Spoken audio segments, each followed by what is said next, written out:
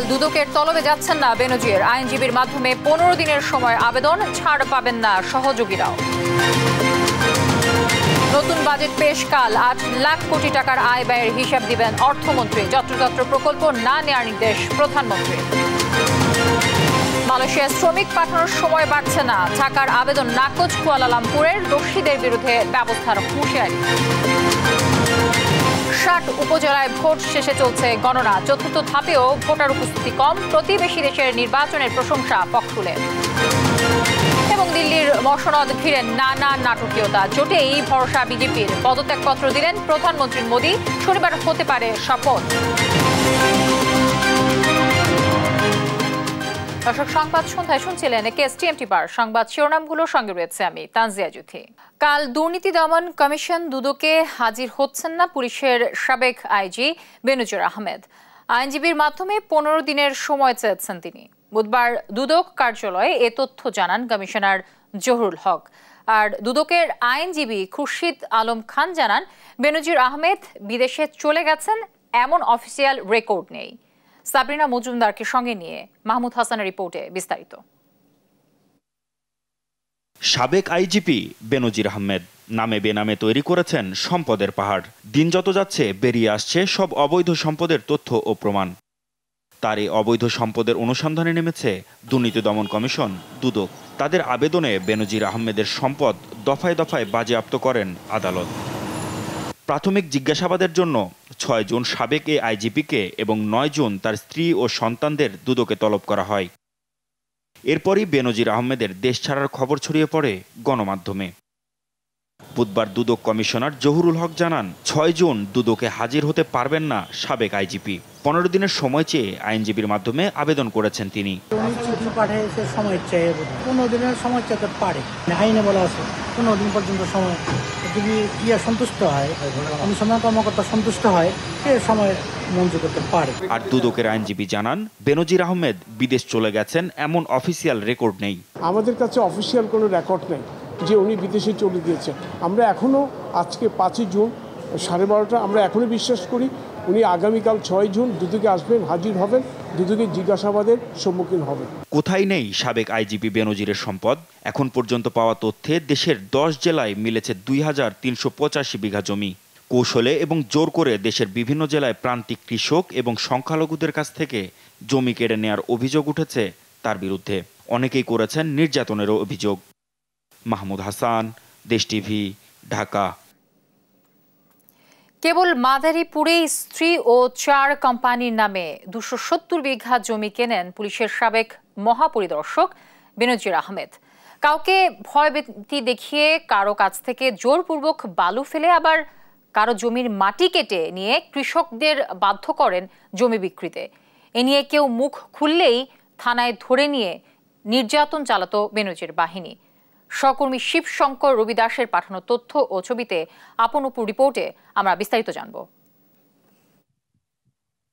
মাদারীপুরের রাজৈর উপজেলার কদমবাড়ি ইউনিয়নের প্রত্যন্ত এলাকা সাতপাড় ডুমুরিয়া মৌজা। এ গ্রামের সন্তোষ হাজরা প্রায় 100% আবাদি জমি বাধ্য হয়ে বিক্রি করেন বেনজিরের প্রকল্পের জন্য। আমরা ভাবছি যে পাশ দিয়ে এই জমি রাখা আমাদের জন্য নিরাপদ না। সব মূল্য ওই জায়গায় লেখা আছে কাগজপত্রে, সেরকম মূল্য আমরা পাইনি। আমি দেখছি অনেক দাম ধরা ওখানে জমি। এমনি ভাবে মাদারীপুর ও গোপালগঞ্জের অনেকের জমি স্ত্রী জিশান মির্জার নামে বাগিয়ে নেন পুলিশের সাবেক মহাপরিদর্শক বেনজির আহমেদ। ভূমি মালিকদের দেয়া হয়নি ন্যায্য দামও। কারো কারো জমি তো বাগিয়েছেন টাকা ছাড়াই। স্ত্রী জিশান মির্জাকে চেয়ারম্যান দেখিয়ে Savanna farm product, Savanna natural park limited, Savanna resort and private limited এবং সাভানা এগ্রো লিমিটেড নামে 4টি কোম্পানির জন্য এভাবেই দখল করেন 270 বিঘা জমি। জমি না দিলে তোমার জমি যে মাঝখানে পড়ছে এটা আমরা নিয়ে নেবো, হ্যান তেন, মানে বিভিন্ন ধরনের কথা বলে। এই জন্য এই জমিগুলো মানুষের দিয়ে দেওয়া লাগছে। একবার হুমকি দিচ্ছে যে জমি না দেশ তাহলে জমির উপর দিয়ে যাবি কিভাবে, জমি যদি না দেশ তাহলে প্লেন নিয়ে ওই জমির উপর দিয়ে যাবি।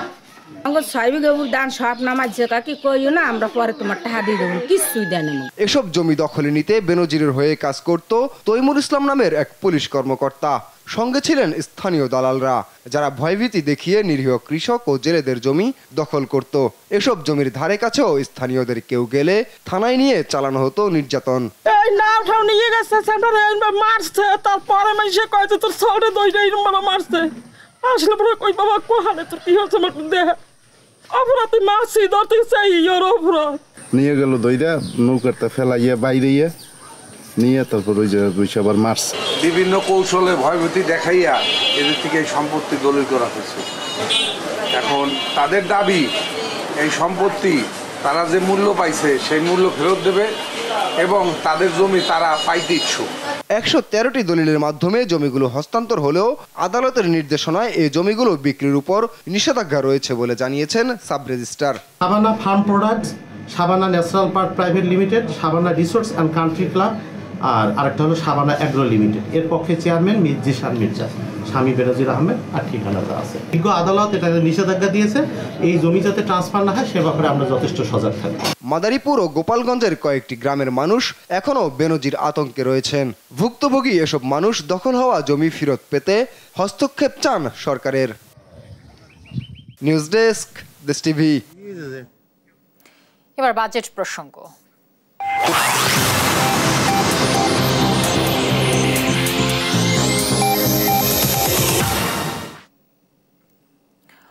অর্থনীতির কঠিন সময়ে সংযমী এবং আত্মরক্ষার বাজেট পেশ করতে যাচ্ছেন অর্থমন্ত্রী আবুল হাসান মাহমুদ আলী। 2.5 লাখ কোটি টাকার ঘাটতি সহ বাজেটের আকার ধরা হয়েছে 7,97,000 কোটি টাকা। রাজস্ব আদায় প্রত্যাশা মতো না হওয়ার পাশাপাশি উন্নয়ন ব্যয় মেটাতে বড় আকারে ঋণের পরিকল্পনা করেছে সরকার। বিস্তারিত আমেনা প্রণামীর রিপোর্টে। কয়েক বছর ধরেই অর্থনীতিতে স্পষ্ট টানাপোড়েন আর অস্থিরতা। লাগাম টানা যাচ্ছে না মূল্যস্ফীতির, নেই প্রত্যাশিত বিনিয়োগও। এ অবস্থার মধ্যেই 2024-25 অর্থ বছরে 2.5 লাখ কোটি টাকার ঘাটতি সহ বাজেটের আকার ধরা হয়েছে 7,97,000 কোটি টাকা, যা চলতি অর্থ বছরের চেয়ে বেড়েছে মাত্র 4%। মূল্যস্ফীতির সমন্বয় করলে প্রকৃত অর্থে কমেছে বাজেটের আকার। মূল্যস্ফীতির নিয়ন্ত্রণকে প্রধান লক্ষ্য ধরে বাজেটের আকার বাড়াতে নজর দিতে পারেনি সরকার। এনবিআর এর লক্ষ্য ধরা হয়েছে 4,80,000 কোটি টাকা, বছর ব্যবধানে যা বেড়েছে মাত্র 11%। এডিপি প্রায় 1200 প্রকল্পে 2,65,000 কোটি টাকা বরাদ্দ থাকছে। রাজস্ব আদায়ের প্রত্যাশা মতো না হওয়ার পাশাপাশি উন্নয়ন ব্যয় মেটানোর জন্য বড় আকারের ঋণ পরিকল্পনা করছে সরকার। কমানো হয়েছে এনবিআর এর বাইরে অন্য উৎস থেকে আদায়ের লক্ষ্যমাত্রা। ঘাটতি থাকছে 2,56,000 কোটি টাকা, যা পূরণে দেশি বিদেশি ঋণের সুদই দিতে হবে 1.25 লাখ কোটি টাকা। নতুন নতুন বিনিয়োগের সংযত হবার পরামর্শ এনবিআর এর সাবেক চেয়ারম্যানের। বাজেট বাড়ানো মানে কি কর্মসূচি পালন করা, কিছু করা, তো সেটা তো আমার করতে হবে। আমি ওটা থামাতে পারবো না, কমানো পারবো না, এটা হবে না। বাজেট বাড়তে হবে। এখন সাথে সাথে যে জোরটা দিতে হবে বাস্তবায়নের। 3 বছরের প্রজেক্ট 7 বছর 8 বছর লেগে যাচ্ছে, এতে খরচ বাড়তেছে। হ্যাঁ, তারপর আমি যে রিটার্নটা পেতাম সেই রিটার্নটা পাচ্ছি না, এখানে আমার নজর দিতে হবে। বরাবরের মতো বাজেটে মোট ব্যয়ের 2/3 বেশি যাচ্ছে অউৎপাদনশীল খাতে। 4,69,000 বেতন ভাতা এবং ভর্তুকি সহ নানা ব্যয় মেটাতে, সুদ মেটাতে 1,13,500 কোটি টাকা, উন্নয়নমুখী বিনিয়োগে সক্ষমতা বাড়ানোর পাশাপাশি বাজেট বাস্তবায়নে তদারকির প্রয়োজন বলে মনে করছেন এ অর্থনীতিবিদ। সবচেয়ে দুর্বলতম দিক বাংলাদেশের উন্নয়ন কৌশল, উন্নয়নের যত রকম কার্যক্রম সবচেয়ে বাস্তবায়ন হয় না, কারণ সক্ষমতার অভাব আছে। যারা বাস্তবায়ন করে তাদের সততার অভাব আছে, তাদের নিষ্ঠার অভাব আছে, আর সর্বোপরি আপনার তাদের কাজগুলো মনিটর করা, তাদের করে পরিবীক্ষণ করার এবং কারেক্টিভ অ্যাকশন নেওয়ার কোনো বিষয় নাই। লক্ষ্যমাত্রা অনুযায়ী রাজস্ব আদায় হলেও বড় অঙ্কের ঘাটতি থাকবে এ বাজেটে। টাকার অঙ্কে যা 2,55,000 কোটি টাকা। আমেনা প্রণামী, দেশ টিভি, ঢাকা। যত্রতত্র প্রকল্প নিয়ে অপচয় না করতে সব মন্ত্রণালয়কে নির্দেশ দিয়েছেন প্রধানমন্ত্রী শেখ হাসিনা। বিকেলে জাতীয় সংসদের 2024-25 অর্থ বছরের বাজেট অধিবেশনে প্রশ্নোত্তর পর্বে এই নির্দেশ দেন তিনি। মালয়েশিয়ায় কর্মী পাঠানো নিয়ে জটিলতার জন্য যারা দায়ী তাদের ছাড় না দেওয়ারও হুঁশিয়ারি দেন সরকার প্রধান। আরও জানাচ্ছেন শাহেদুজ্জামান শাকিব। দ্বাদশ জাতীয় সংসদের তৃতীয় এবং 2024-25 অর্থ বছরের বাজেট অধিবেশন বসে বুধবার বিকেল 5টায়। অধিবেশনের শুরুতে ইরানের প্রেসিডেন্ট ইব্রাহিম রাইসি ও বাংলাদেশের 3 সংসদ সদস্যের মৃত্যুতে শোক প্রস্তাব পাশ হয়। এরপর সংসদ সদস্যদের বিভিন্ন প্রশ্নের উত্তর দেন প্রধানমন্ত্রী শেখ হাসিনা। বিভিন্ন প্রকল্প শেষ করতে দেরি হওয়ায় ব্যয় বাড়ে জানিয়ে এ বিষয়ে সতর্ক থাকতে সব মন্ত্রণালয়কে নির্দেশ দেন প্রধানমন্ত্রী। বিভিন্ন ত্রুটি বিচ্যুতি থাকায় চলমান প্রকল্পসমূহ নির্ধারিত সময়ে সমাপ্ত হয় না, ফলে প্রকল্প অন্তর্ভুক্ত কাজের বাস্তবায়ন অগ্রগতি যেমন ব্যাহত হয়, তেমনি যথাসময়ে প্রকল্পের সুবিধা প্রাপ্তি থেকে উপকারভোগীরা বঞ্চিত হয়।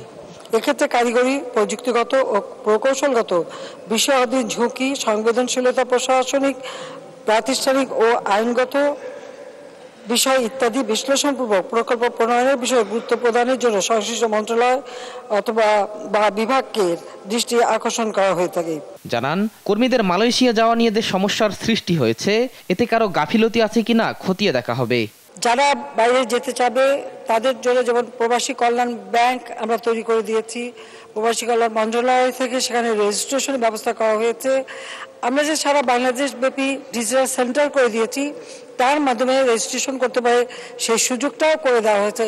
কিন্তু এছাড়াও কিছু লোক সবসময় ওই দালালের খপ্পরে পড়ে এবং দালালদের ধরে যেতে চায় এবং এই যেতে যেয়েই কিন্তু তারা সমস্যা পড়ে যায় এবং সমস্যা তৈরি হয়। তবে এবারে কি সমস্যাটা হয়েছে অবশ্যই এটা আমরা খতিয়ে দেখছি এবং এর জন্য যদি কেউ দায়ী থাকে অবশ্যই তার বিচার করা হবে। জেলায় জেলায় মেডিকেল কলেজ দরকার নাই উল্লেখ করে প্রধানমন্ত্রী বলেন, মেডিকেল কলেজ করার আগে শিক্ষার পরিবেশ নিশ্চিত করতে হবে।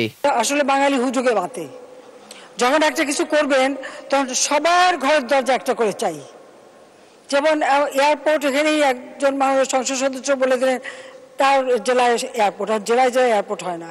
আর মেডিকেল কলেজগুলিও যে যখন আমরা করছি, অবশ্যই মেডিকেল কলেজ করবার আগে যথাযথ শিক্ষক পাওয়া যাবে কিনা, কত ছাত্র পাওয়া যাবে এবং যারা শিক্ষা নেবে সেখানে সেই হাসপাতাল উপযুক্ত আছে কিনা বা সেই সেবাটা নিতে পারবে কিনা, এই সকল বিষয়গুলি বিবেচনা করেই কিন্তু মেডিকেল কলেজগুলি করা হয়। দলমত নির্বিশেষে সবাই আওয়ামী লীগের উন্নয়নের ফল ভোগ করছে বলেও জানান সরকার প্রধান। শাহিদুজ্জামান সাকিব, দেশ টিভি, ঢাকা। এর আগে সকালে বিশ্ব পরিবেশ দিবসের অনুষ্ঠানে প্রধানমন্ত্রী বলেন, যে কোনো পরিকল্পনা বাস্তবায়নে পরিবেশকে সর্বোচ্চ গুরুত্ব দেওয়ার নির্দেশ দেন। বলেন, ক্ষমতায় এলে আওয়ামী লীগ গাছ লাগায় আর বিএনপি জামায়াত তা ধ্বংস করে। প্রাকৃতিক বিপর্যয় থেকে দেশকে রক্ষায় সবাইকে একটি করে গাছ লাগানোর আহ্বান জানান সরকার প্রধান। বিস্তারিত শামীমা আক্তারের রিপোর্টে থাকছে। বৃক্ষ দিয়ে গর্ব দেশ, সমৃদ্ধ হবে বাংলাদেশ প্রতিপাদ্য নিয়ে রাজধানীর বঙ্গবন্ধু আন্তর্জাতিক সম্মেলন কেন্দ্রে আয়োজন করা হয় বিশ্ব পরিবেশ দিবস ও পরিবেশ মেলা এবং জাতীয় বৃক্ষরোপণ অভিযান ও বৃক্ষ মেলার উদ্বোধনী অনুষ্ঠান। এতে প্রধান অতিথি হিসেবে অংশ নেন প্রধানমন্ত্রী শেখ হাসিনা। অনুষ্ঠানে পরিবেশ রক্ষায় অবদানের জন্য Bangabandhu award for wild life conservation, জাতীয় পরিবেশ পদক, বৃক্ষরোপণে প্রধানমন্ত্রীর জাতীয় পুরস্কার সহ সামাজিক বনায়নে অংশগ্রহণে সর্বোচ্চ লভ্যাংশ প্রাপ্ত উপকারভোগীদের হাতে পদক সহ প্রাপ্ত অর্থ তুলে দেন সরকার প্রধান। বৃক্ষরোপণের তাগিদ দিয়ে প্রধানমন্ত্রী বলেন, পরিবেশ রক্ষা সবার দায়িত্ব। উন্নয়ন পরিকল্পনা বাস্তবায়ন সহ যে কোনো স্থাপনা নির্মাণে পরিবেশ রক্ষার নির্দেশ দেন তিনি। আমাদের যখনই আমরা রাস্তাঘাট তৈরি করি বা কোনো রকম স্থাপনা করি, সেখানে একটা সুনির্দিষ্ট নির্দেশ থাকে যে কত পরিমাণ বৃক্ষ রোপণ করতে হবে, সেই নির্দেশনা আমরা দিয়ে থাকি। যে কোনো পরিকল্পনা আমরা যখন নেই, উন্নয়ন পরিকল্পনা, সেই পরিকল্পনায় অবশ্যই আমাদের পরিবেশ রক্ষার বিষয়টা, এবং যদি কোথাও আমাদের জায়গার জন্য গাছ কাটতে হয়, যত গাছ কাটবে তার থেকে 3 গুণ বেশি গাছ তার লাগাবে, এই শর্তটা কিন্তু আমরা জুড়ে দিই। সরকার প্রধান বলেন, পরিবেশ রক্ষায় প্লাস্টিক পণ্য ব্যবহারকে নিরুৎসাহিত করে পাট পণ্য ব্যবহারের উপর গুরুত্ব দেওয়া হচ্ছে। সিঙ্গেল ইউজ প্লাস্টিক ব্যবহার বন্ধ করার ব্যবস্থা নেওয়া হয়েছে। যদিও প্লাস্টিক এখনো ব্যবহার হয়, তবে একটা সুখবর হলো পাটের থেকে এমন ধরনের ব্যাগ এবং জিনিস তৈরি হচ্ছে যা একবার ব্যবহার করলেও সেটা পরিবেশ দূষণ করবে না, এটা মাটির সাথে মিশে যাবে। আমরা এই পাটের থেকে বা বিভিন্নভাবে এগুলি প্রস্তুত করা, সেগুলি ইতিমধ্যে আবিষ্কার হয়েছে। এগুলি যাতে কমার্শিয়ালি ব্যবহার হয় তার জন্য ইন্ডাস্ট্রির সাথে যুক্ত করা হয়েছে। পরিবেশ রক্ষায় উপকূলে সবুজ বেষ্টনী গড়ে তোলার কথা জানিয়ে প্রধানমন্ত্রী বলেন, আওয়ামী লীগ ক্ষমতায় এলেই তার অঙ্গ সংগঠন দিয়ে তারা গাছ লাগায়, আর বিএনপি জামাত তা ধ্বংস করে। সরকার উৎখাতের আন্দোলনের নামে অগ্নি সন্ত্রাস করে মানুষকে যেমন হত্যা করা, তাছাড়া আমাদের বাস, ট্রাক, গাড়ি, রেল, লঞ্চ সেগুলি আগুনে জ্বালিয়ে দেওয়া আর বৃক্ষ নিধন করা, হাজার হাজার বৃক্ষ, লক্ষ লক্ষ বৃক্ষ তারা কেটে ফেলে দেয় জামাত, বিএনপি এরা সেই সময়। অর্থাৎ আমরা যেখানে গাছ লাগিয়ে গেছি সেগুলি তারা ধ্বংস করেছে। এটাই হচ্ছে দুর্ভাগ্যের বিষয়। পরিবেশের বিপর্যয় রোধে অধিক উৎপাদনের ক্ষেত্রে রাসায়নিক সার ব্যবহার কমিয়ে প্রাকৃতিক উপায় অবলম্বনের পরামর্শ দেন প্রধানমন্ত্রী শেখ হাসিনা। বেশ সাফল্য পেয়েছি। শামিমা আক্তার, দেশ টিভি, ঢাকা। এই পর্যায়ে সংবাদ সন্ধ্যায় আরো যা থাকছে। 30 জুন শুরু হচ্ছে এইচএসসি পরীক্ষা, অংশ নিচ্ছে 14,51,000 শিক্ষার্থী। 29 জুন থেকে 2.5 মাস কোচিং সেন্টার বন্ধের নির্দেশ।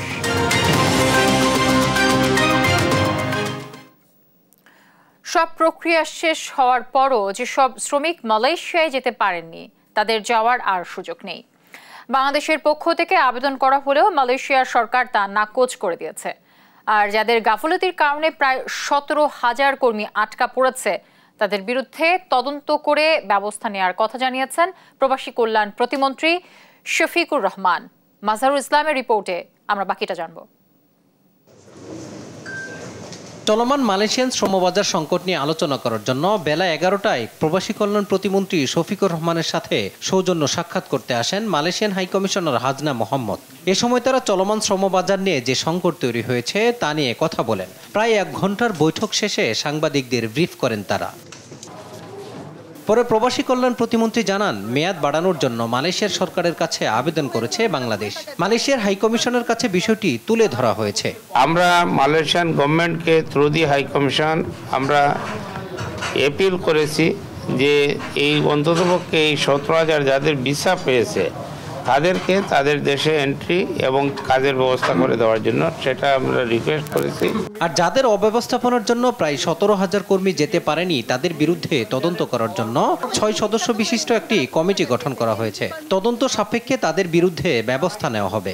আমাদের মন্ত্রণালয় থেকে আমরা একটা ইনকোয়ারি টিম করেছি 6 সদস্য বিশিষ্ট, যে এইটা কোন কারণে যাইতে পারে নাই, কি কোন সমস্যা হয়েছে, কাদের দ্বারা এই সমস্যার সৃষ্টি হয়েছে, এই সমস্ত জিনিস খুঁজে বের করার জন্যই আমরা তদন্ত কমিটি করেছি। তবে মালয়েশিয়ান হাইকমিশনার জানান, সময় আর বাড়ানো হবে না। বিষয়টি আগে বাংলাদেশ সরকারকে তার সরকার জানিয়ে দিয়েছিল। রিক্রুটিং এজেন্সিগুলো মালয়েশিয়ার সরকারের বিরুদ্ধে অসহযোগিতার যে অভিযোগ তুলেছেন তাও তিনি নাকচ করে দেন। The whole Malaysian government, we stick to the deadline. But visa is issued in 2 June. What do you say about this? Everybody can make an allegation, but we cannot entertain any allegation without any proof whatsoever. But so far, the whole Malaysian government, including those who are issuing the visa, we stick by the deadline. যারা যেতে পারেননি তাদের বিষয়ে গণবিজ্ঞপ্তি প্রকাশ করা হয়েছে। আগামী 8 জুনের মধ্যে বিএমটি কার্ডধারীদের নির্দিষ্ট ইমেইলে আবেদন করার জন্য বলা হয়েছে বলে জানান প্রতিমন্ত্রী। মাজহারুল ইসলাম, দেশ টিভি, ঢাকা। এবার ভারত প্রসঙ্গ। জোট গঠনের আলোচনার মাঝে আজ রাষ্ট্রপতি দ্রৌপদী মুর্মুর কাছে নিজের পদত্যাগপত্র জমা দিলেন ভারতীয় প্রধানমন্ত্রী নরেন্দ্র মোদী। তবে নতুন সরকার গঠন না হওয়া পর্যন্ত দায়িত্ব সামলাতে মোদীকে অনুরোধ জানান রাষ্ট্রপতি মুর্মু। ভারতীয় গণমাধ্যম বলছে, আগামী শনিবার টানা 3য়বার প্রধানমন্ত্রী হিসেবে শপথ নিতে যাচ্ছেন মোদী। নরেন্দ্র মোদীকে অভিনন্দন জানিয়েছেন প্রধানমন্ত্রী শেখ হাসিনা। লুৎফর কবিরের প্রতিবেদনে আমরা বিস্তারিত জানব। লোকসভা নির্বাচনে কারা সরকার গঠন করবে এমন ধোঁয়াশার মাঝেই বুধবার হঠাৎ রাষ্ট্রপতি ভবনে ছুটে যান প্রধানমন্ত্রী নরেন্দ্র মোদী। সাক্ষাৎ করেন রাষ্ট্রপতি দ্রৌপদী মুর্মুর সঙ্গে। এরপরেই নিজের পদত্যাগপত্র জমা দেন তার হাতে। মোদীর পদত্যাগপত্র গ্রহণ করলেও নতুন সরকার গঠনের আগ পর্যন্ত দায়িত্ব চালিয়ে নেওয়ার অনুরোধ জানান রাষ্ট্রপতি।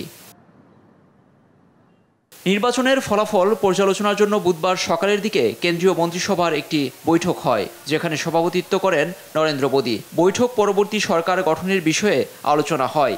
এনডিটিভি জানিয়েছে, বেলা 11:30টায় প্রধানমন্ত্রীর বাসভবনে বৈঠকটি শুরু হয়। এটি মোদীর দ্বিতীয় মেয়াদের সরকারের মন্ত্রিসভার শেষ বৈঠক। সবকিছু ঠিক থাকলে তৃতীয়বারের জন্য সরকার গঠন করতে চলছে বিজেপি নেতৃত্বাধীন এনডিএ জোট। একাধিক সূত্রের বরাতে ভারতীয় সংবাদ মাধ্যমগুলো শনিবার ৮ জুন প্রধানমন্ত্রী হিসেবে তৃতীয় মেয়াদে শপথ নিতে পারেন এমন খবর জানিয়েছে। তার আগেই পূর্ববর্তী সরকারের প্রধানমন্ত্রী হিসেবে সরে দাঁড়ালেন তিনি। লুৎফর কবির, নিউজ ডেস্ক, দেশ টিভি। বিজেপি একক সংখ্যা গরিষ্ঠতা না পাওয়ায় সরকার গঠনের জন্য নির্ভর করতে হচ্ছে শরিকদের ওপর। এতেই ডালপালা মিলছে নানা সমীকরণের। এ নিয়ে বিস্তারিত থাকছে রায়হান কবির শুভ্র রিপোর্টে। দিল্লির মসনদকার এ নিয়ে দিনভর নানা নাটকীয়তা শেষে মিলছে আভাস। অনেকটাই ফিকে হয়েছে মোদি ম্যাজিক। লোকসভা নির্বাচনে ব্যক্তি নয়, ভারতের জনগণ ব্যবস্থার প্রতি জানিয়েছে তাদের রায়। এতে মোদির দল বিজেপি এককভাবে সর্বোচ্চ সংখ্যক আসন পেলেও তাদের জোট স্পর্শ করতে পারেনি ৩০০ আসনের লক্ষ্যমাত্রা। বিপরীতে প্রবল শক্তি নিয়ে উঠে এলো কংগ্রেসের নেতৃত্বাধীন ইন্ডিয়া জোট। এর মধ্য দিয়ে টানা ১ দশক পর অবসান ঘটল মোদির একদলীয় শাসনের। এবার লোকসভা নির্বাচনে বুথ ফেরত জরিপকে মিথ্যা প্রমাণ করে বিস্ময়কর ফল করেছে কংগ্রেসের ইন্ডিয়া জোট।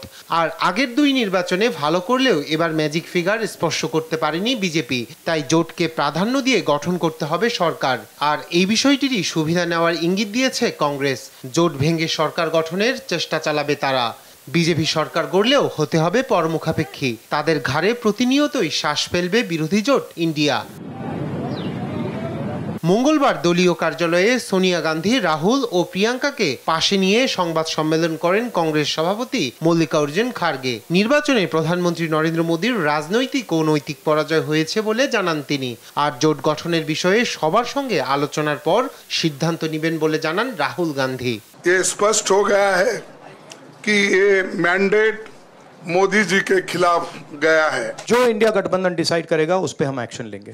এদিকে ফলাফল ঘোষণার মধ্যে কালীঘাটের দপ্তরে সংবাদ সম্মেলন করেন পশ্চিমবঙ্গের মুখ্যমন্ত্রী মমতা বন্দ্যোপাধ্যায়। এ সময় রাজ্যবাসীকে ধন্যবাদ জানানোর পাশাপাশি মোদির কঠোর সমালোচনা করেন তিনি।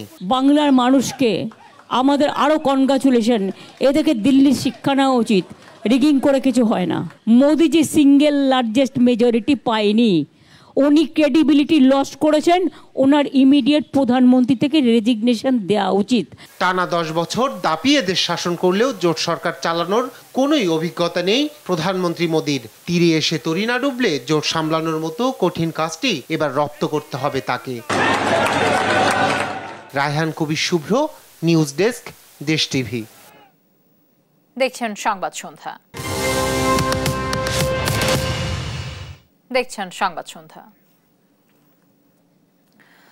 চতুর্থ ধাপে 60টি উপজেলায় একযোগে ভোট গ্রহণ শেষে এখন চলছে গণনা। দিনভর কেন্দ্রে ভোটার উপস্থিতি ছিল কম।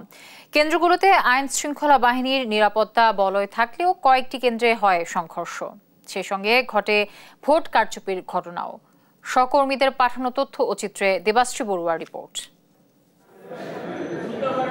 ষষ্ঠ উপজেলা পরিষদ নির্বাচনের চতুর্থ ধাপে সকাল থেকে 60টি উপজেলায় একযোগে শুরু হয় ভোট, চলে বিকেল 4টা পর্যন্ত। বরিশালের বানারীপাড়া, উজিরপুর এবং বাবুগঞ্জ উপজেলায় উৎসবমুখর পরিবেশে কেন্দ্রে আসেন ভোটাররা। 6 প্লাটুন বিজিবির উপস্থিতিতে শান্তিপূর্ণভাবে ভোটাধিকার প্রয়োগ করেন তারা। 5 স্তরের নিরাপত্তার মধ্য দিয়ে ভোলা চর ফ্যাশন ও মনপুরা উপজেলায় চলে ভোট গ্রহণ। 2 উপজেলায় প্রতিদ্বন্দ্বিতা করেন 16 জন প্রার্থী। নির্বিঘ্নে ভোট দিতে পেরে খুশি ভোটাররা। সুস্থমতো ভোট দিলাম ভারিজন এবং আমরা ঈদে কামনা করি, আর কিছু চাই না। ভোট দিতে আসছি, খুব সুন্দর লাগছে আমাদের কাছে। ভোট আশা করি সুষ্ঠু হবে এবং আমাদের প্রশাসন থেকে অনেক নির্দেশ আছে যাতে কোনো কারচুপি বা কোনো দুর্নীতি না হয়। এদিন সকাল থেকে যশোর সদর উপজেলা নির্বাচনে ভোটার উপস্থিতি ছিল কম। এদিকে ইভিএমে ভোট দিতে গিয়ে আঙ্গুলের ছাপ না মেলায় অনেকেই পড়েন বিড়ম্বনায়। ভোট না দিয়েই ফিরতে দেখা যায় অনেককে। তবে বিকল্প ব্যবস্থায় তাদের ভোট নেয়ার কথা জানান নির্বাচন কর্মকর্তা। ফিঙ্গার উঠছে না, আবার হাত দিয়ে পরে আসতে বলল। ছবিতে আইডি কার্ডে মিলিছে কিন্তু ফিঙ্গারে মিলছে না। তাহলে এখন একটু বিজয় নিয়ে তারপরে দেখি চেষ্টা করে। একটা কেন্দ্রে যদি 300 ভোটার ভোট কেন্দ্রে দিতে পারে তাহলে আমাদের ওইখানে 1%-এর সুযোগ আছে, যেটা সহকারী প্রিজাইডিং অফিসার তার আঙুলের ছাপ দিয়ে তাদেরকে পাস করতে পারবেন। রংপুরের বদরগঞ্জ উপজেলার পার বিষ্ণুপুর এলাকায় 2 চেয়ারম্যান প্রার্থীর সমর্থকদের মধ্যে উত্তেজনা সৃষ্টি হলে পুলিশ এসে পরিস্থিতি নিয়ন্ত্রণে আনেন।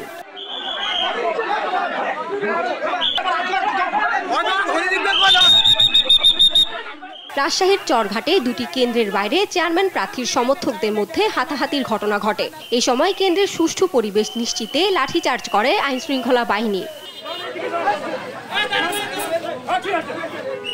এদিকে কুমিল্লার নাঙ্গলকোটে নিশ্চিন্তপুর সরকারি প্রাথমিক বিদ্যালয় কেন্দ্রে জাল ভোট দেওয়ার প্রমাণ পাওয়া যায়। এ সময় প্রিজাইডিং কর্মকর্তা তাৎক্ষণিকভাবে ৩০৪টি ভোট বাতিল করেন।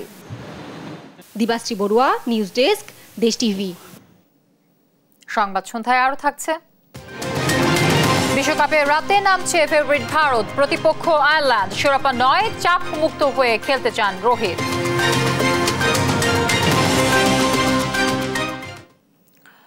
চতুর্থ ধাপের ৬০ উপজেলায় নির্বাচনে ভোটার উপস্থিতি ৩৪.৩৩% বলে জানিয়েছেন প্রধান নির্বাচন কমিশনার কাজী হাবিবুল আওয়াল। বিকেলে নির্বাচন কমিশন সচিবালয়ে গণমাধ্যমে এমন তথ্য দেন তিনি।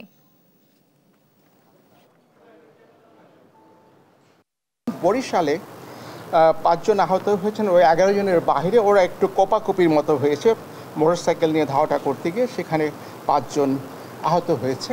খুব গুরুতর নয়, কিন্তু মাইনরের চেয়ে একটু বেশি।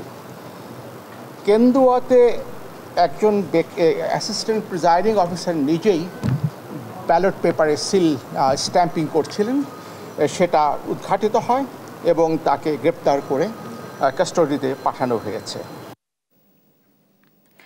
বিএনপি মহাসচিব মির্জা ফখরুল ইসলাম আলমগীর বলেছেন, এখনও নির্বাচন ব্যবস্থা আছে বলেই ভারতের লোকসভা নির্বাচনে একক সংখ্যাগরিষ্ঠতা পায়নি মোদির বিজেপি।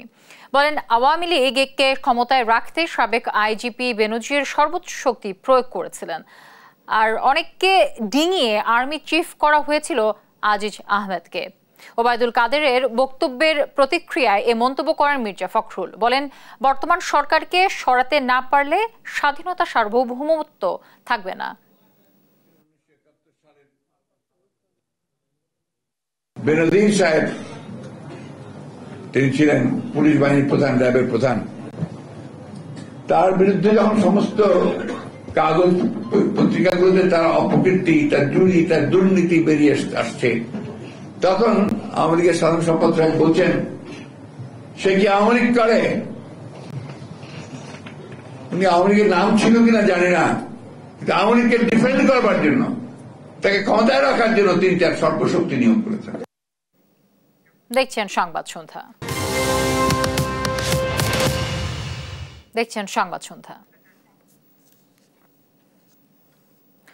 আগামী ৩০ জুন শুরু হচ্ছে এইচএসসি ও সমমান পরীক্ষা। ৯টি সাধারণ শিক্ষা বোর্ড, মাদ্রাসা ও কারিগরি শিক্ষা বোর্ডের অধীনে এবার পরীক্ষায় অংশ নিচ্ছে ১৪,৫১,০০০ শিক্ষার্থী। পরীক্ষায় প্রশ্ন ফাঁস কিংবা উত্তর সরবরাহে কেউ জড়িত হলে কঠোর ব্যবস্থা নেওয়ার হুঁশিয়ারি দেন শিক্ষামন্ত্রী মহিবুল হাসান চৌধুরী। ২৯ জুন থেকে ১১ অগস্ট পর্যন্ত কোচিং সেন্টার বন্ধ থাকবে বলেও জানান তিনি। বিস্তারিত নূপুর মাহমুদের রিপোর্টে। আসন্ন এইচএসসি পরীক্ষা সুষ্ঠুভাবে অনুষ্ঠানের লক্ষ্যে বুধবার সকালে সচিবালয়ে বৈঠক করে জাতীয় মনিটরিং ও আইন শৃঙ্খলা সংক্রান্ত কমিটি। সভা শেষে ব্রিফ করেন শিক্ষামন্ত্রী মহিবুল হাসান চৌধুরী। তিনি জানান, এবার পরীক্ষার্থী বেড়েছে ৯১,৪৪৮ জন, আর কেন্দ্র সংখ্যা ২,৬৫৮টি। আমাদের ২০২৩ সালের তুলনায় ২০২৪ সালে মোট পরীক্ষার্থীর সংখ্যা বেড়েছে ৯১,৪৪৮ জন। প্রতিষ্ঠানের সংখ্যা বেড়েছে ২৯৪টি। প্রশ্নফাঁস রোধ এবং সামাজিক যোগাযোগ মাধ্যমে এ নিয়ে গুজব ঠেকাতে আইন শৃঙ্খলা বাহিনী তৎপর রয়েছে জানিয়ে তিনি বলেন, কোনো অভিযোগ পেলে কঠোর ব্যবস্থা নেওয়া হবে। আসন্ন এইচএসসি সমমান পরীক্ষায় প্রশ্নপত্র ফাঁসের গুজব মুক্ত এবং নকল মুক্ত পরিবেশে সুষ্ঠু সুন্দরভাবে অনুষ্ঠানের লক্ষ্যে ২৯ জুন ২০২৪ হতে ১১ আগস্ট ২০২৪ তারিখ পর্যন্ত সকল কোচিং সেন্টার বন্ধ থাকবে। কেন্দ্র কর্মকর্তা ছাড়া কেউ মোবাইল ফোন ব্যবহার করতে পারবেন না। পরীক্ষা সংশ্লিষ্ট ব্যক্তি ছাড়া কেউ কেন্দ্রে প্রবেশ করতে পারবে না। ২৯ জুন থেকে ১১ আগস্ট পর্যন্ত কোচিং সেন্টার বন্ধ থাকবে বলেও জানান শিক্ষামন্ত্রী। ভারপ্রাপ্ত কর্মকর্তা ব্যতীত অন্য কেউ মোবাইল ফোন, ইলেকট্রনিক ডিভাইস নিয়ে কেন্দ্রে প্রবেশ করতে পারবেন না। শুধুমাত্র ভারপ্রাপ্ত কর্মকর্তা মোবাইল ফোন ব্যবহার করতে পারবেন, তবে ছবি তোলা যায় না এমন মোবাইল ফোন। দেশে কোনো এলাকায় বন্যা দেখা দিলে সেখানে পরীক্ষা নেওয়া হবে না বলেও জানান শিক্ষামন্ত্রী। নাফিয়া ফারজানা, দেশ টিভি, ঢাকা। দেখছেন সংবাদ সন্ধ্যা।